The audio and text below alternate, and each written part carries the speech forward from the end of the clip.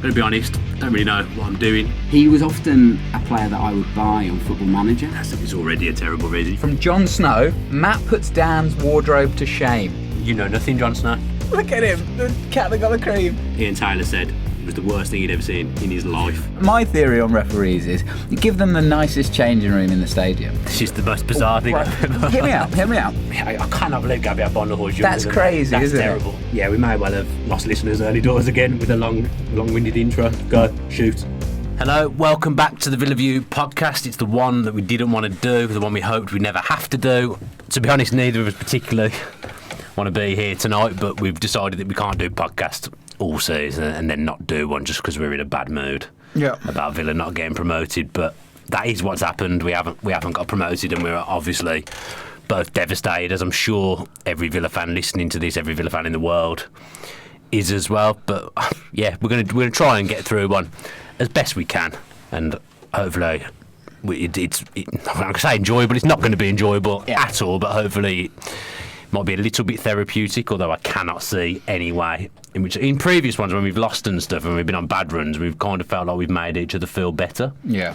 But I don't think there's any feeling better from this. Yeah, so either therapeutic or it's sadistic. Those are your two options. Yeah, I mean, like Dan says, this is the one that we didn't want to do. We were here last week, and yeah, we were positive. We were looking forward to it. We were excited about the game. It was billed as a fairly even game, and in the end, you know, it came down to one goal, one lapse in concentration maybe, and Fulham got the result. You know, I don't think there's any argument. We'll go through the game. We'll go through bits of the game. I don't want to relive the whole thing, but let's start from the very beginning. The lineup was how we assumed it would be. Jednak got the start.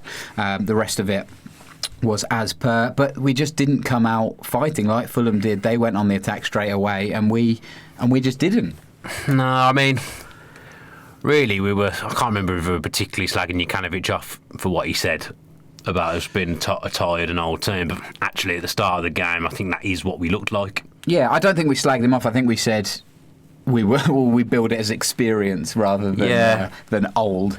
But yeah, we did. We looked sluggish. I mean, I've got to be honest. He said exactly how they were going to start, and they did exactly what he said. I think we were just came out with the wrong mindset. We were too deep, and as Bruce said, we gave them too much respect, and it wasn't the start I was anticipating. I don't know whether it's a carry on from the Middlesbrough games where obviously we were very defensive in both, but we just never got going in that first half. Obviously, the second half was a lot better. Still, ultimately not enough. But in a cup final, you cannot start like that. Yeah, I don't expect to get anything. One of the pivotal moments, obviously, was the goal. Ryan Sessegnon beat Conor Hourihane to the ball.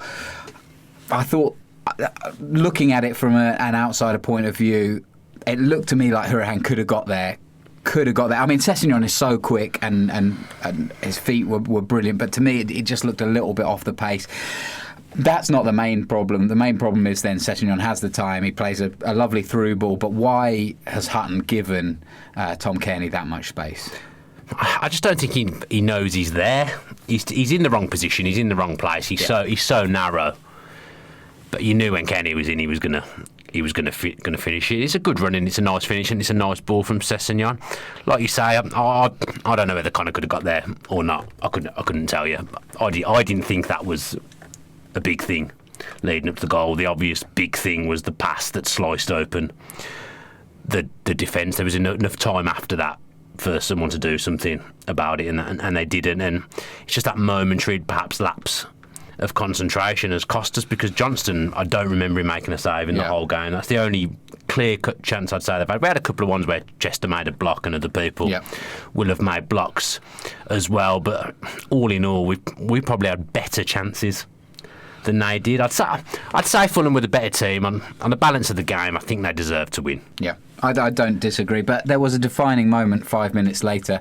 Ryan Fredericks very much appeared to stamp on Jack Grealish, right in front of... He didn't appear to. He did do it. Right in front of the fourth official, right in front of both managers there. And it was nasty. It was a horrible a horrible coming together of two very good players. Like we talked about Ryan Fredericks and he will be a Premier League player now, obviously with Fulham, but one way or the other he was going to be. But that just left a horrible shadow on what's been a very good season, or a couple of seasons for him.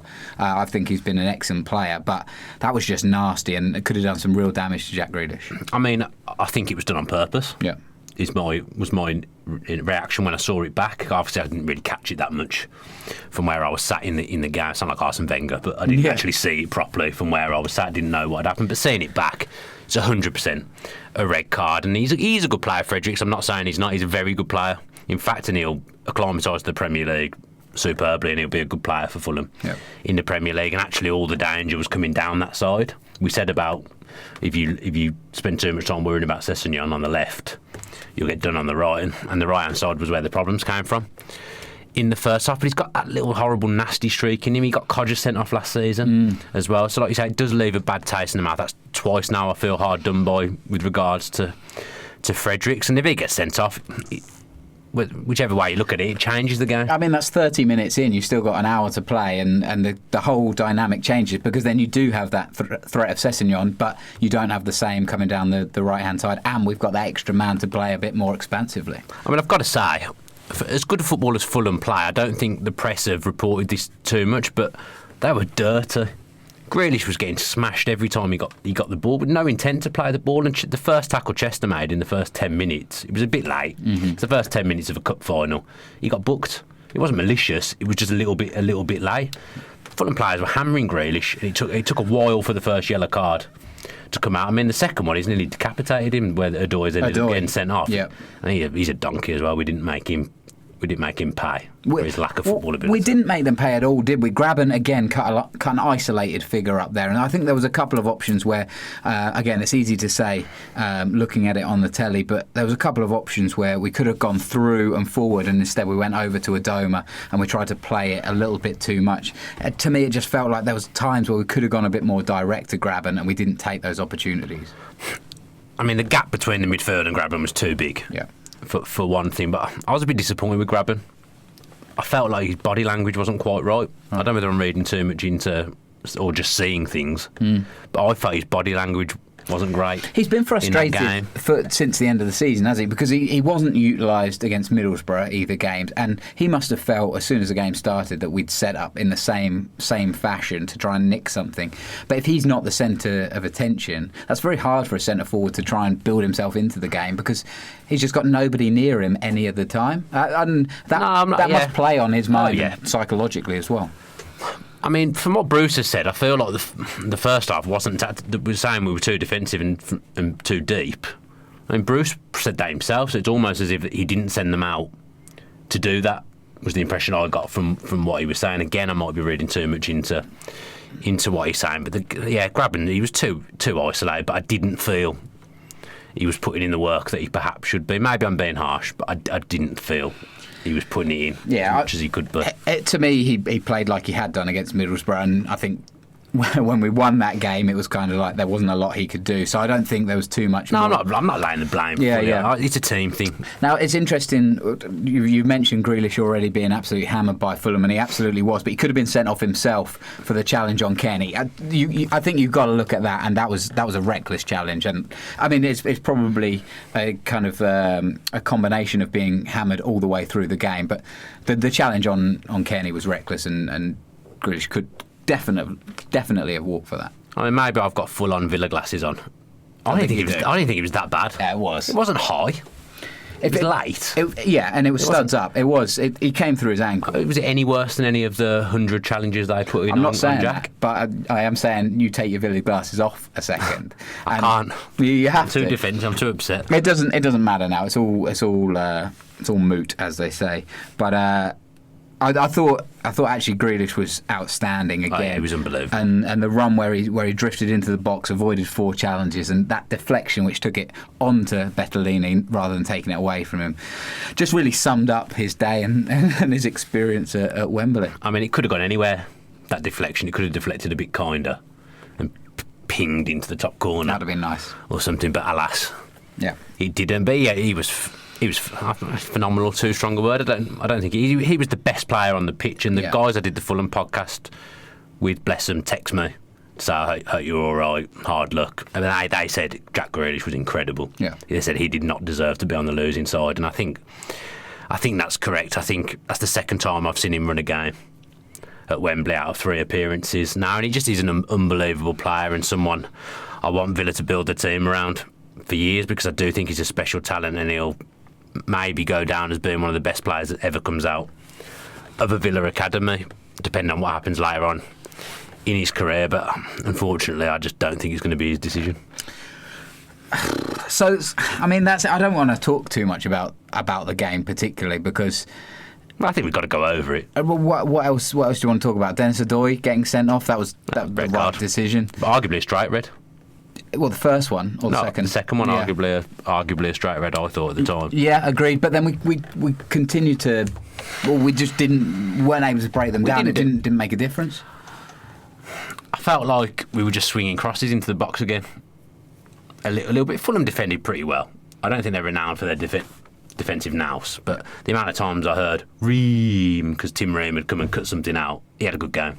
I can't say he didn't. He's a good centre back. They're a good side. Yep. I don't begrudge them going up. No. Really, they finished ahead of us in the league.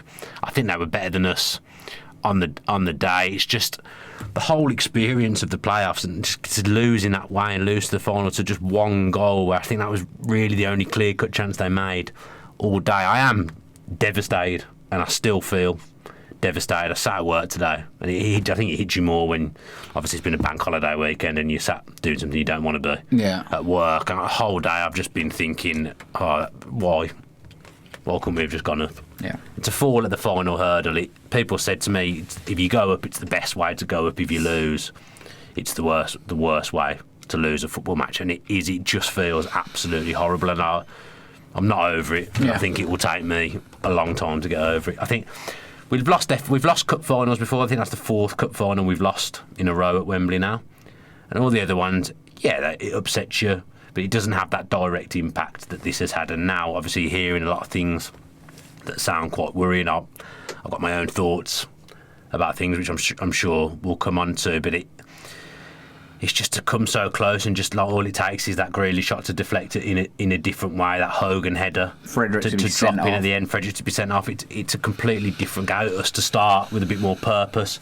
Well, let's talk about the start for a second, a little bit longer, because Steve Bruce has divided fans throughout his reign. Some people say he's too negative. He came out himself after the game and said, I don't know why we started like that. It was very disappointing. How much of it is...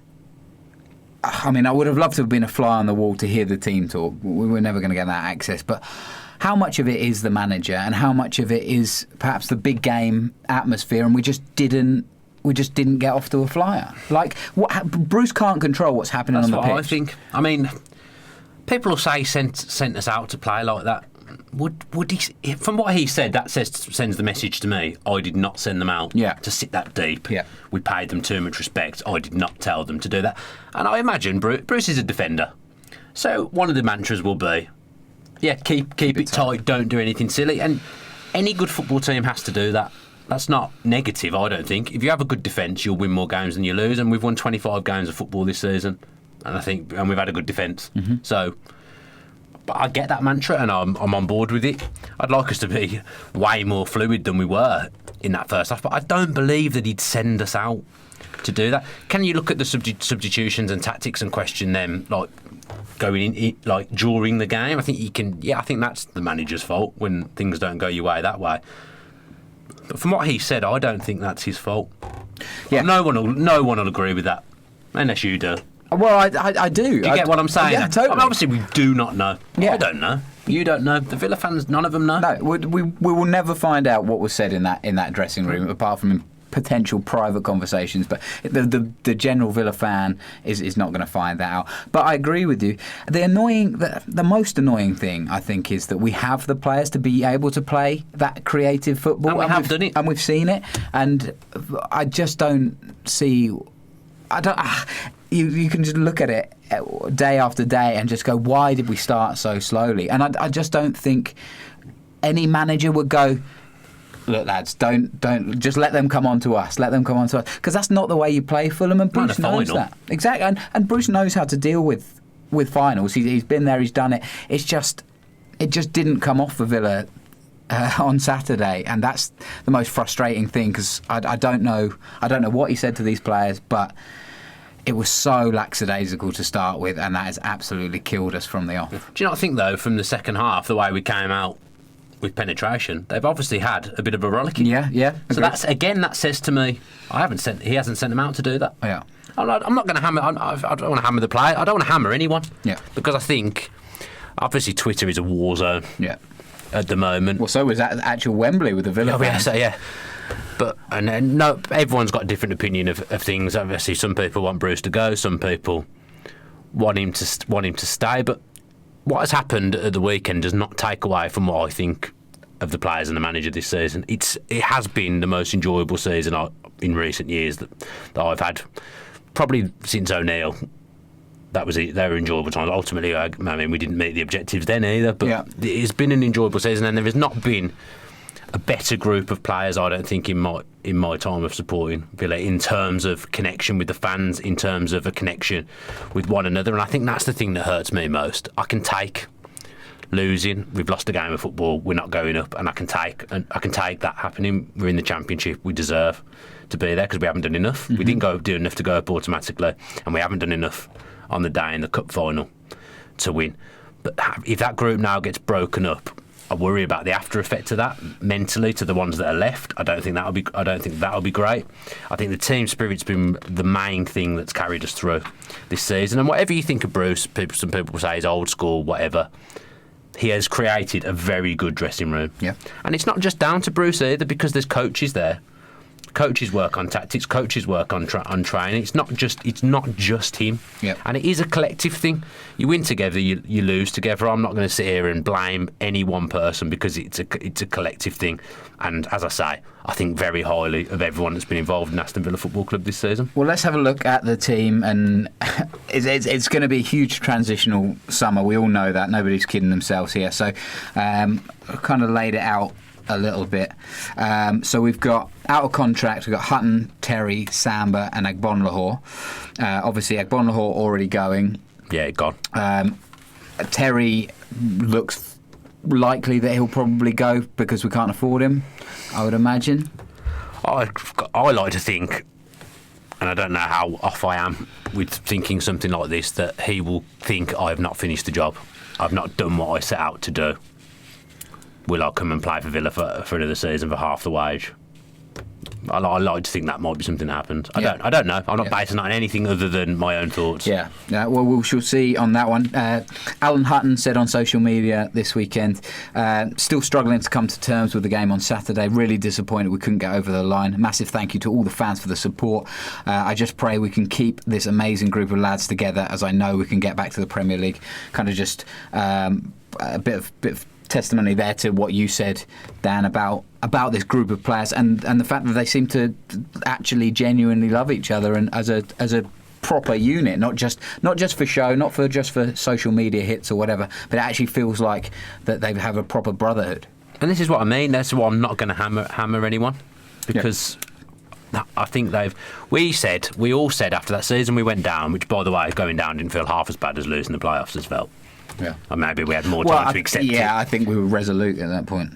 But we said then we wanted a bunch of players. Fans always say, as long as they play for the shirt, whatever happens, happens. A lot of fans say that. Yeah. And I can safely say that this season we've absolutely had that. Yeah. They've played for the badge on the shirt. Yeah, they've lost games that they shouldn't have done. That bad run at the start, the bad run after the Wolves win. Ultimately, they're what's killed us, because we should have had a good shot going up automatically with the other results. Yeah. That we've had. But the players have shown love for the club, showed respect for the badge, they've worked for the fans, they've created a good relationship with the fans, and as I say, I am not going to hammer anyone. People are and that's the thing is, some people want you to do that. I'll never do that. And people say stuff to me, level at me, he works for the club or whatever. I don't work for the club. I just respect the club and I respect the people that are playing there. I don't want to hammer them. I don't think it's just even if you had any links to the club. I know you and I have been friends long before the Villa View, long before the podcast ever started. I think you need to accept that there's a faction of fans that don't want to hammer people every time. I'm not alone. No, exactly. This is a reasonable conversation that has to be had. This sounds as boring as anything, but there are actual. When he's coming from you. Yeah, there are actual factors that play into this. There's going back to kind of Terry and Hutton. There's family lives to consider. There's wages are crazy, but people have crazy lifestyles. So you still have to fund however you live. So there's going to be a lot of different factors, and your love for the club is different to Terry's or Hutton's. It's 30 years of love compared to their 12, 18, 24 months. And I'm not sitting here saying I'm a celebrity or anything, because I'm not. But before I did anything that would have made me known to Villa fans, I've always been of the mantra of not hammering the club. The only season I slightly wayed away from that was the one we went down, because that was just unbelievable, and there was people openly taking the mick. All right, let's get back to it. So the loanees that are heading out, certainly for the summer at least, Sam Johnston, Axel Tuanzebe, Josh Onuma, Robbie Snodgrass and Lewis Grabban. Out of those 5, it would appear that there's probably only 1, maybe 2 that might make their way back next year. Axel Tuanzebe, there's talk of him coming back for another year. A very, very good player by all accounts. We didn't see the best of him because of injuries and then just not getting in because of other people playing well. But we could see more of him in a younger team. Doesn't look like any of the other guys would probably come back. What do you reckon? I think you've got a chance of 3 from 5 coming back there. I would expect that Snodgrass and Grabban we will not see in a Villa shirt. Yeah. Again, I could see worlds where the other 3 come back, and I know that there's loanees that want to come back. Right. I know that they would come back and play for Villa, and I think now, I don't know the finances, we're going to come on to it, but as much as we can. If they are bad, and we will be going the loan route again. Yeah. Because it's the best way. I think you obviously have to pay a fee in most cases. You might not necessarily be taking on all the wages. I'd imagine there's a few in there that aren't on particularly high wages, so I think that is the route we will be going, and it wouldn't surprise me to see 4 or 5 loan players, whether it's the same 4 or 5, in the Villa team next season. Do you think Josh Onuma's loan depends on whether Jack Grealish is there or not? Because I feel like Onuma started off well and had some really, really important games before Grealish got back to being fully fit, but then was very much edged out when Grealish, and rightly so, when Grealish came into form and then never let it go. If Grealish doesn't come back, do you think Onuma then goes, well, maybe I'll get my chance a little bit more? Or is there a possibility that he comes back regardless? Again, not a popular opinion. I think he's a good player.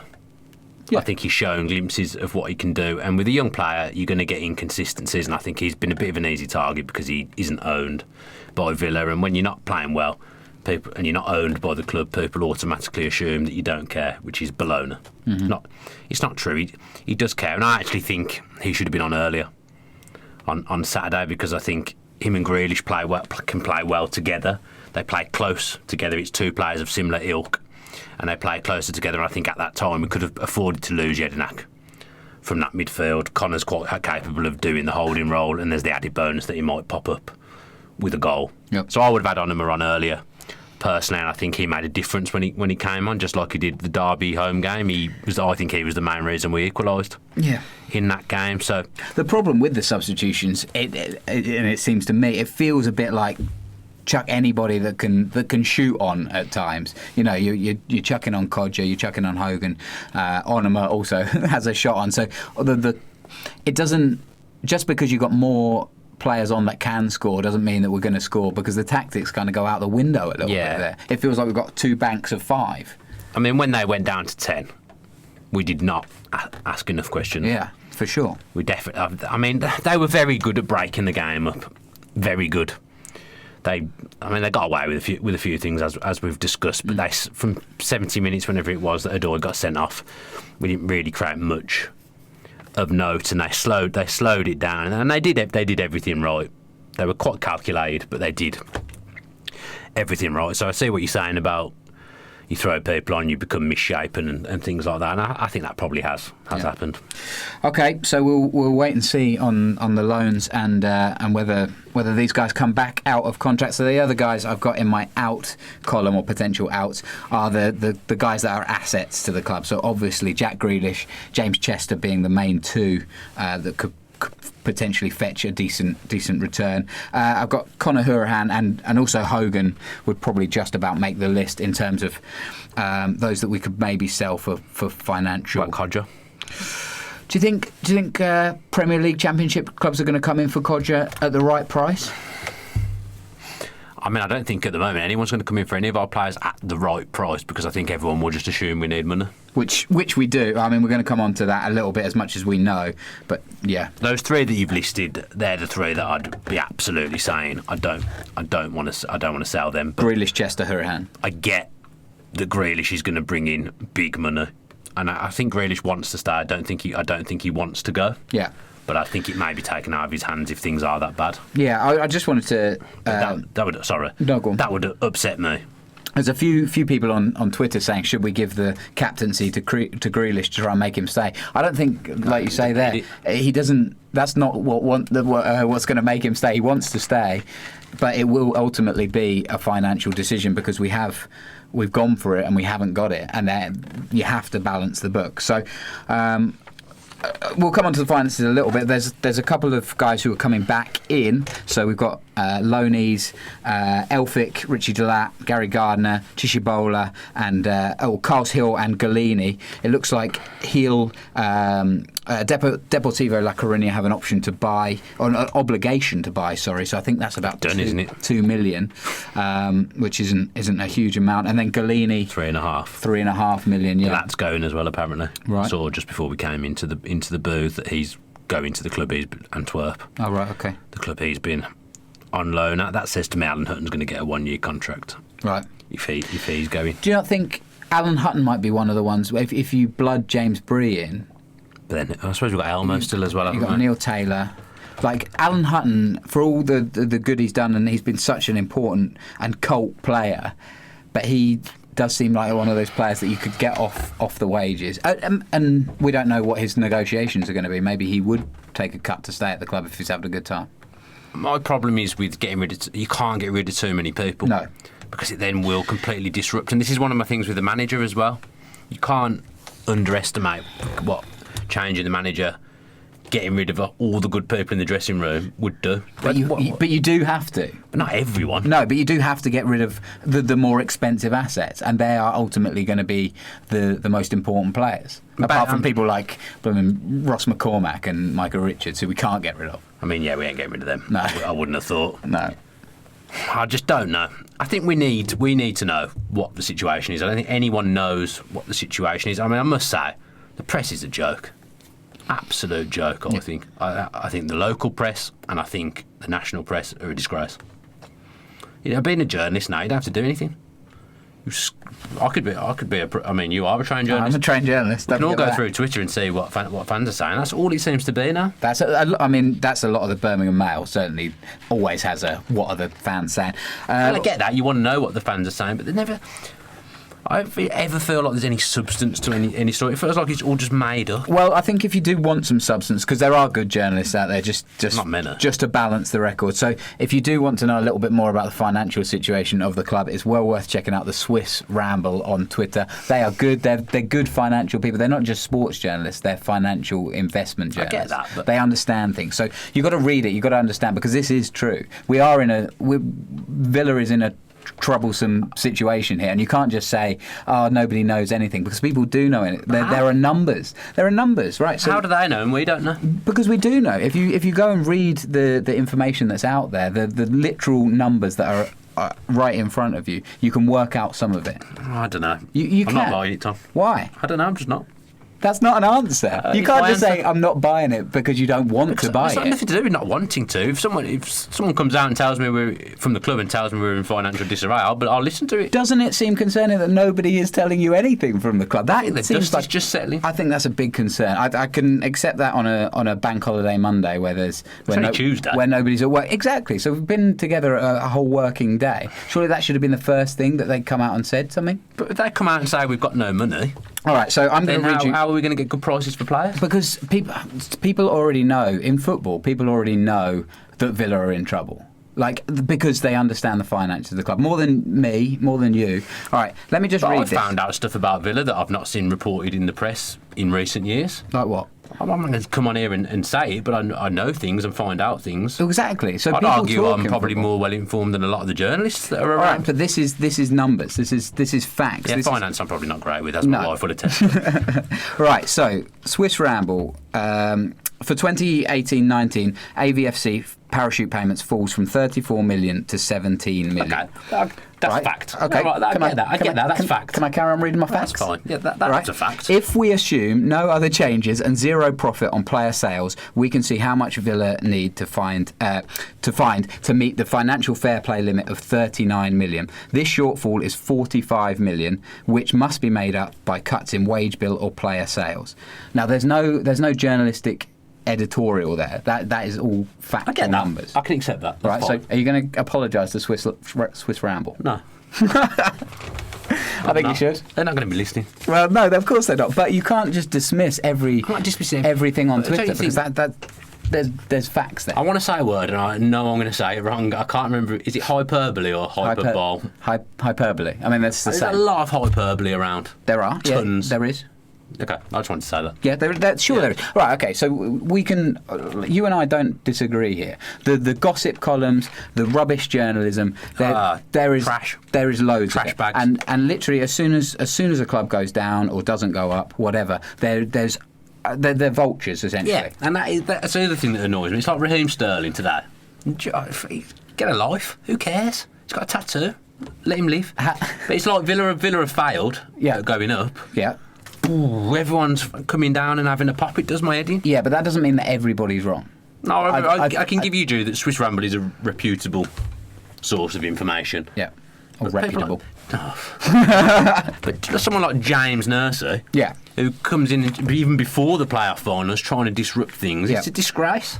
Kieran Maguire, who is a senior lecturer at the University of Liverpool, also gave an interview. I went to school with a guy called Kieran Maguire. I don't think it's What the same. happened to I don't him? think it's the same guy. I wouldn't have thought he'd be a lecturer. No disrespect to him. But I wouldn't have thought he'd be a lecturer. Well, he gives a there's a little highlight on Twitter. He spoke to BBC West Midlands again. Kieran was spelled differently. So listen, you're lashing out now, and I don't deserve it. No, I'm saying the friend. Oh, right, okay, I thought you were talking about the Thank notes. you. I think it was spelled with a C. That's what I'm saying. I thought you were notes abusing are the very notes. good. To be honest, Thank I you. respect you for being asked to do notes after the weekend. What because I think this is important stuff because it has annoyed me.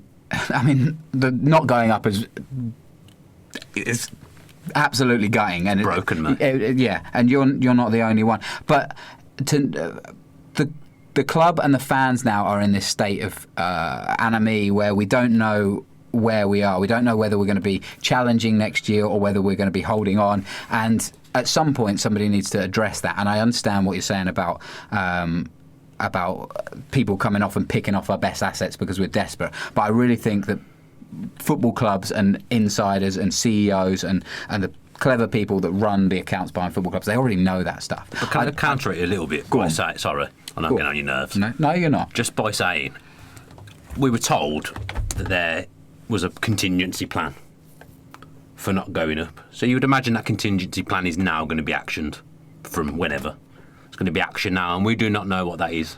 None of us know. There might be a solution There might be. to all these things. Yeah, that's what I'd love to hear. I'd like Dr. Tony to come out and go, look, we have a contingency plan. Don't worry, Villa fans. This is all going to be okay. That would be enough. Maybe you'll be invited in for a coffee and a chat. Maybe. Not bottle it. No, I wouldn't bottle it. I never would. Yeah, maybe there will be a contingency plan. I bloody well hope so. Who's lashing out now? That's Naughty not at language. you. But It's the uncertainty that is making all Villa fans edgy, and that's why everybody's getting antsy on Twitter, and that's why I'm antsy here. But I think part of that uncertainty stems from the vultures in the press. If there wasn't stories floating around about all these different disasters, then the Villa fans wouldn't be as antsy. Yeah, but football, I mean, that happens every season. There's always trade rumours, transfer rumours. I'm going back to my NFL. There's always transfer rumours. There's always that kind of stuff, and we can always disprove most of that. Anything that Pretty much always. Exactly, anything James Nursey writes, you just go, oh, don't need to worry about that again then. But not knowing the actual financial implications of the club, which is, I mean, you talked about it for weeks about how important this game was.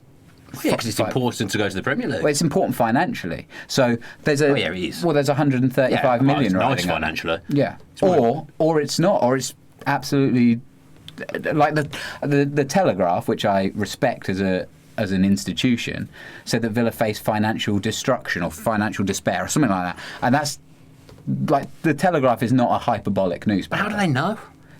Because they read the numbers. They understand more the numbers than we do. Listen, let's see. And after the World Cup, when we come back and we've had a break, and you and I care about football again, we'll maybe see, and it won't be all as bad as it will be. Or I mean, I did say maybe we'll be on in Saturday in a moment of lashing out that I wasn't going to watch any of the World Cup. Yeah. Have you reneged on that? Yeah, I mean, I will watch probably most of it. I'm glad I didn't say it to the wife because she'd have held me to it. One of the worst things about the World Cup is the first game is Russia v Saudi Arabia. That one warms the heart, doesn't it? I mean, the only consolation I've got for the World Cup now is that after the FBAs and the playoffs, I'm just so numb to heartache now that England can't upset me. They can't do anything to me. Yeah. It doesn't matter what they do now. Anything good would be a nice surprise. We'll end up winning, and that still won't feel right. Yeah, because I'd literally swap anything for for Villa going up. Even the whole country being delighted by winning the World Cup, I would swap that for Villa fans to be happy. So the biggest optimists on Twitter at the moment are looking at our young players and the opportunities for them in the Championship. I feel like you've got lots of notes around the finances and you just can't be asked to explain them to me. No, I can't. Do you think you know I'm what? dumb? I've got some. No, I don't think you're dumb. I think you're stubborn. I don't think you want to look at these numbers because they're literal facts. Because I understand. I'm not so stupid that I don't understand that there's probably financial problems. Again, never said you were stupid. You said it twice. People will probably be thinking it. Yeah. Listening and watching this. I get that there's probably financial implications, but until I hear from Villa that, I'm choosing to. Maybe it's burying my head in the sand. It is because Jedinak said it before the playoff final. He said that there were financial implications. It's obvious there's financial implications because the fact that Snodgrass is there's no chance of him coming back. There's very little chance of Terry coming back. Would come back unless he takes a pay cut. But that in itself tells you that, and you know it because you said it. They have to take a pay cut. Well, I know that if I was offered a job doing the same thing and they said to me, it was the same job, Dan, but you're going to get a 50% pay cut, I wouldn't do it. Well, and I don't think you can expect footballers to do it. No. But the one thing is that if this dressing room has been so special and it is so special, that I just have this hope that they might just say, like I say, John Terry will think, I wanted to captain this side of the Premier League. Yeah. I haven't done it. I've earned a lot of money in my career. Can I take a 50% hit and give it another go? My point is that you know there's a financial issue because John Terry, that is the choice that he would have to make. That's you know that there is. I ain't going to get 60 grand a week again. No, I get that. And none of our players are, and that's going to be the main issue. Is the parachute payments being cut in over half. That's a big problem. Yep. Yeah, and missing out on that TV revenue just makes a huge. And the overspend, the gamble to try and get there is now what we're going to try and recoup. So I don't want to talk about it anymore, because but if you are interested, the Swiss Ramble has a thread on it, which is very good, and Kieran Maguire is well worth listening to on BBC WM. If you are interested in listening to some of the cold hard numbers behind it. It's pretty hard reading the Swiss Ramble. It's tough to get your head around. They did something else, didn't they, earlier on in the season? Yeah. I'm looking forward to getting pelters tomorrow for being delusional. That's going to be good. I don't think... I'm excited. Yeah, no, maybe you are delusional. Maybe that is right. Okay, so if you were to pick out a positive, if there's a positive here, and this is what people are clinging to on Twitter, and fair play to you for doing it, it's that we've got a raft of young players who may get a better opportunity in the Championship than they would do in the Premier League. Having said that, it's still going to be it's still a blooming hard league, and we're still going to want to try and go up. Out of these players, who do you think you're going to see most of, and who are you looking forward to seeing next year? You haven't read the list out. I'm about to. Oh, sorry. Is that not all right? No, you can't. You've lost it, haven't you? I was surprised. I thought you were asking me without reading the list out. All right. Callum O'Hare, Russian Hepburn Murphy, Andre Green, Keenan Davis, Mitch Clark, and Jake Doyle-Hayes. Who are you looking forward to, Dan? I'm laughing at your spelling of Hepburn Murphy. That was autocorrect. Like he's Russian Hepburn Murphy. That was autocorrect, that one. You got the World Cup on your mind? Yeah, I did that on my phone. That must be the autocorrect. I mean, let me first off start by saying... Again, you're lashing out of the notes. I know, okay. If we had all them in the team at the same time, it's too much inexperience and you wouldn't go up. Couldn't agree more. You would not go up. Yep. You have them as part of the squad, but all of them playing at the same time, there's some big problems. I've seen some questionable lineups, which I think are being serious. I saw one that was horrific. One included Mika Richards, and I don't know whether it was serious or not. I saw one with Mika Richards in defensive midfield. I said that to you. He hasn't kicked the ball or something. I don't think he's suddenly just going to line up in a new position. Very questionable. Probably because I've heard... A lot of them, you hear stuff about them. Andre Green, Hepburn Murphy. They're well known. Sorry. Doyle-Hayes, I don't think is as well known, but I've heard some really good things about him. Very popular at the start of the season, wasn't he? Yeah, he's supposed to be a good little player, and I like what I've seen of him so far. Hopefully a little bit like Ryan Woods, a player I've always wanted us to sign in the Championship. That's another thing about being in the Championship. I can look forward to the annual short journey to Brentford to watch us lose, because we never win there. Yep. Well, I say never. The 2 seasons we've been there, we haven't beaten them. It's enough. Yeah. But Doyle-Hayes, probably. I would also just like to mention Keenan Davis, who did have... It was an integral part in that first half of the season in getting us up the table. Yep. I'd like to have seen him possibly on the bench at the latter stage of the season, because if we're going to just throw the ball in the box like we were at stages, surely he's the ideal one to be there. I agree. Okay, well, that's it. I'm out. You're done. I've pushed you too far. I think I upset you as well. No, you haven't upset me. There was a tear in your eye. As I say, I'm completely broken. There was nothing you could do now that would upset me. Yeah. You could tell me that you'd slept with my wife. What if I took the rabbits? Oh, yeah, I wouldn't like that. Yeah. I would not like that. Another good thing is you don't have to get an Alan Hutton tattoo. I'd have loved to have got one. Yeah, true. Absolutely loved to. Yeah. And someone messaged me and offered to do it as well. Really? Yeah. Well, you can't. Well, you could. I'd love to be sat here now with an Alan Hutton tattoo, because if I was sat here with an Alan Hutton tattoo, Villa would be Premier League, mate. Yeah. Yeah. That's it, isn't it? Yeah. Is there anything else to say after that? No, I'm still gutted. Absolutely gutted. Do you want to do some Twitter questions? Not really, but we should. We should, shouldn't we? Yeah. Okay, what's Tyler Hawkins, what's the most important piece of business for Bruce this summer? This is the problem with these questions. I can't answer them because I don't know the state of play. My biggest thing is you keep those 3 that we mentioned, Grealish, Chester, Hourihane. Keep them. If we do have to sell other people, I think they maybe can be replaceable. I don't know, but I don't want to lose. I don't want to lose any of those 3 really. I don't want to lose the players that are possibly already gone, Terry and Snodgrass, people like that either. Yeah. But it just doesn't seem to me in any rational world that we'll be able to keep all 3 of them, because we have to make some money. Grealish is the one because of his age. I mean, I think Grealish has been playing Premier League this season. He'd be in the England squad playing the way he has. And I don't think his game would change that dramatically from making the jump up to the Premier League, because I just think he's such a good player. And unfortunately, I do think in the Championship now, he's probably too good for us. Yeah. And if he does go, I just hope the fans don't jump on him, because I think he wants to stay. Yeah. And it won't be his call. He'll be doing it for the good of the club's finances. Casho76 at Craig Ashington. So he's on your side here. Why are people? Thanks, Casho. Why are people intentionally scaremongering as no one knows the true facts? Yeah, I mean, I agree with that. I hope that you don't consider my rant there a bit of scaremongering, because I mean, I really don't think it is. I think it's worth looking at it with a rational head on, if you can. It's more your kind of thing than it is mine. Yeah. You look more like a businessman. That's not a compliment. You and I are different types of fans, aren't we? I mean, we talked about this last week. We don't need to go into it again. But you go every week. You live and die, and you grew up with the club. I kind of came into being a Villa fan in a different direction. I don't go as much as I want to. It doesn't make you any less entitled. It doesn't. No, and it certainly doesn't. But you are. Well, I don't know. Yeah, I do like the numbers. So I don't like it. Yeah. Unless it's squad numbers, I don't like it. Yeah, true. That's true. We could do 4 weeks of squad number games.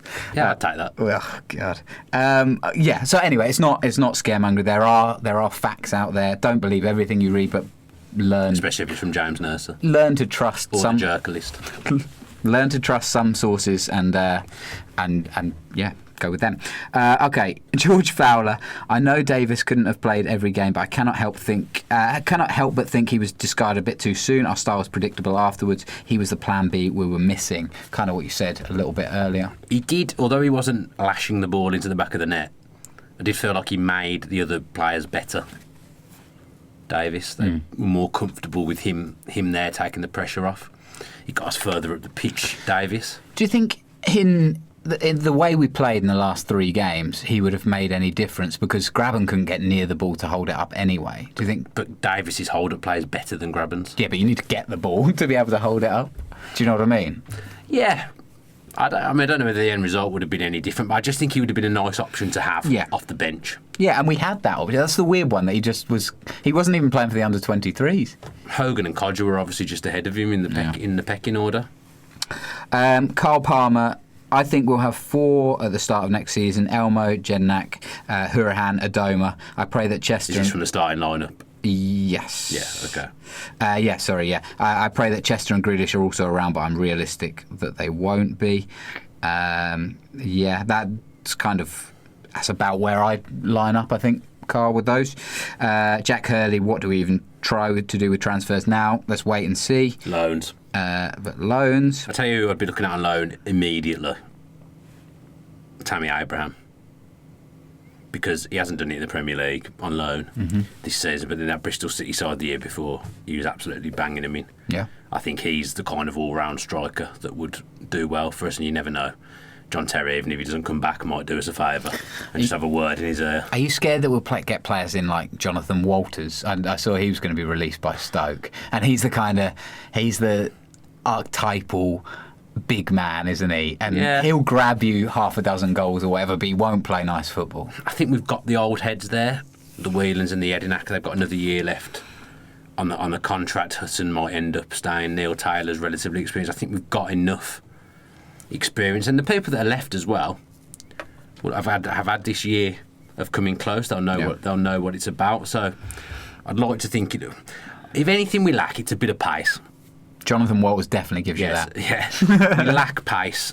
Yeah. That's why Andre Green's been such a big miss, because off the bench he would have been a great influx of pace to bring on. Yeah. And it's just his injuries have obviously killed us, but it's just it's an option that would have been great to have Andre Green, because he is direct, he is fast, he pins defenders back, and him potentially linking up with Grealish coming off the bench. I think that would have been a good option to have. Big summer, big pre-season for players like Andre Green. He just can't stay fit. Fayaz Garda, apologies if I've got that wrong.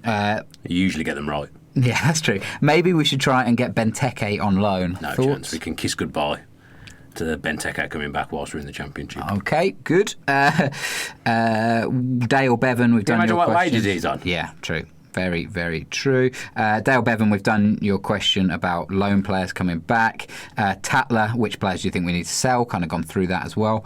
A lot of questions this week. Yeah, thank you. Odd. 80 questions, which again kind of it shows the uncertainty, because if people are asking your opinion and to a lesser extent my I've got opinion of serious things, issues. then you really do have issues. Alex Bullivant, do you... He loves a question nowadays, Bullivant, doesn't he? He does. Yeah. Yeah, and thank you for all the questions, because, I mean, it is nice to... Nice to get new question askers. Hoplo's a bit quiet. No chance this week.